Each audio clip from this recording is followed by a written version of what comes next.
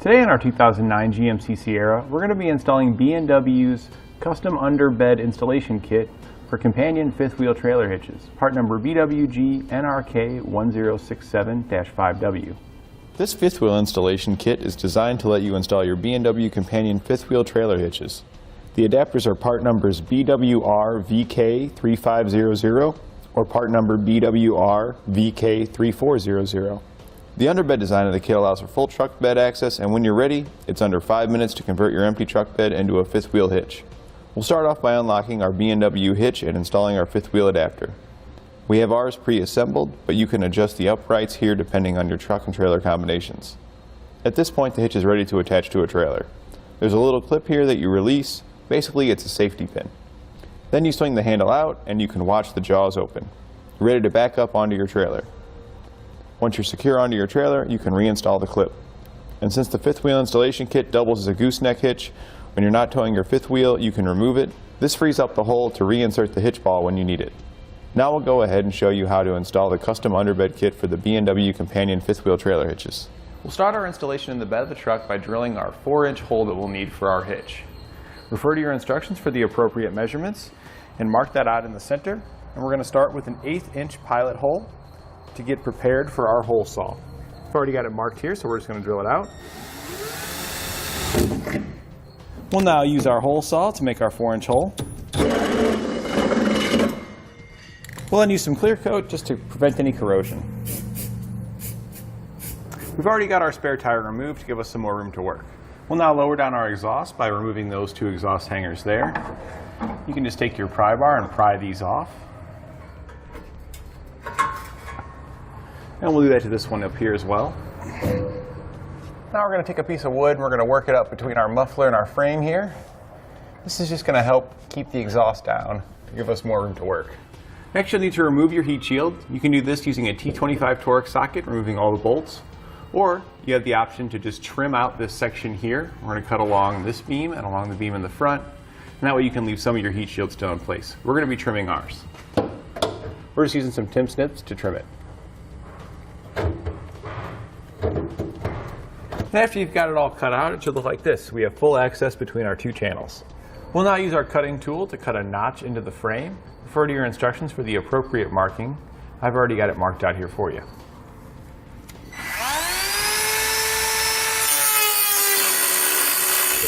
We'll now install our front rail. You want to make sure that the bolt holes are facing towards the rear of the vehicle when you install it. This is just going to slide through that notch that we just cut. We want to push it all the way across to the opposite side. Then we're going to push it towards the front. Next, we'll slide in our rear bracket. That's this one here. Now, if you look at the holes, they are going to be offset to one side. We want the holes to be offset towards the bottom, so it'll be angled like this once it's installed.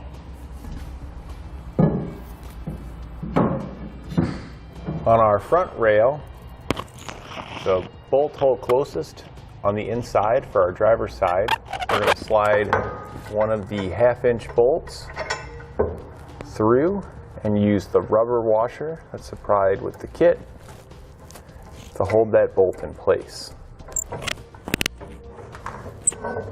We'll now lift our center section into place, making sure that it lines up with our hole.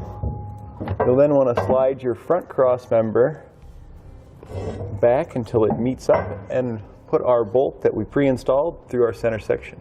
We'll now bring our front crossbar up to the front of our center section. We're going to slide through a 1/2 inch bolt and then follow that with a lock washer and a nut. We're going to do this with the 2 remaining holes in the front. Then on the back side, we're going to install a 1/2 inch bolt with a lock washer and flat washer and thread it into the rear cross member. There'll be 4 bolts that you'll install in the rear. We'll now pre-assemble our side plates. You'll see 3 slotted holes here. That's going to attach to our other half here. So we're going to take our other half, we're going to slide carriage bolts through the back side, and we're calling this the back side as the sticker is on our outside. And then we're going to attach it to the other piece of our side plate. We want the angled end to be facing down in the B&W where you can read it. So we're going to slide these two together. And you'll tighten it down on the other side using a flat washer, lock washer, and nut for each carriage bolt. We'll then repeat this for the other bracket in the same way. We'll then slide our side bracket into position. Slide one of the 1/2-inch bolts through our front bracket. And on the other side, place a flat washer, followed by a lock washer and a nut. In our rear, we're going to place 1/2-inch bolt, followed by a lock washer and a flat washer. Now on your driver's side, your side bracket may have a module that you'll need to relocate. If it doesn't, you'll repeat it just like we did on the other side. But if you do have this module blocking this hole here, you'll need to remove these 2 bolts with a 10mm socket. We'll then use this bracket on the inside of the frame to push that module out away so we can get our hardware installed. We've now taken our module. We're going to thread the bolts back into the module. We'll slide our bracket in place and tighten the hardware back down. And we can now position our bracket back in place. We can now install our bracket on the driver's side just like we did on the passenger side.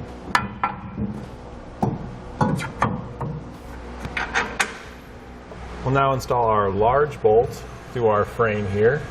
So we're going to take the big bolt, slide on one of the flat washers. We're going to come from the inside out through our bracket. We've left this one loose so we can put our oval spacer in between the 2 components after we get the bolt slid through. We'll slide it through our side bracket, put on a lock washer, followed by a nut. On our other side, we're going to do the same thing, we just don't have to worry about the relocation bracket for that small module component. We'll now need to install our U-bolts.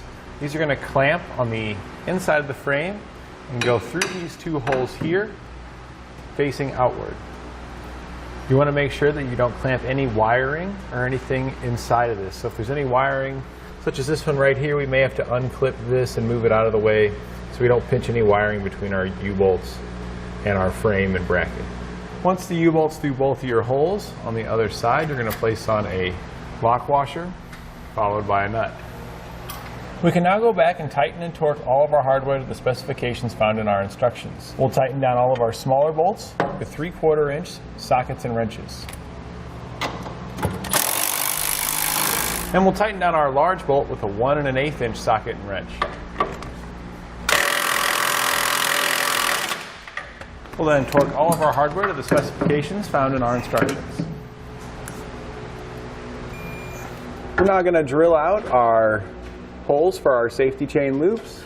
We're going to be drilling the holes closest to our receiver tube, and we need to drill those out to a 1/2-inch size.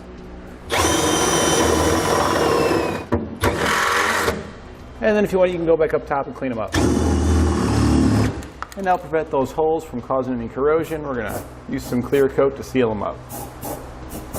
We'll then drop our safety chains down in our holes, and we can install our springs and nuts on the bottom side. On each leg of the U-bolts, we're going to slide on a spring and follow that with a locking nut. We'll then just tighten down these nuts until they're flush with the bottom of the bolt. We're going to use a 19mm socket to tighten them down. We'll now slide our release handle down in through our hitch. We'll take our rod. We're going to slide it forward and use this carriage bolt here to secure it to our release mechanism. On the other side, we'll thread on a flange nut. We'll then tighten it down with a 1/2-inch wrench. We'll now put our exhaust back up, and then you take the piece of wood out that you had holding it down, and then slide your hangers back into position.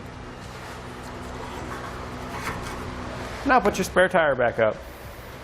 And that completes our installation of B&W's custom underbed installation kit for companion 5th wheel trailer hitches on our 2009 GMC Sierra.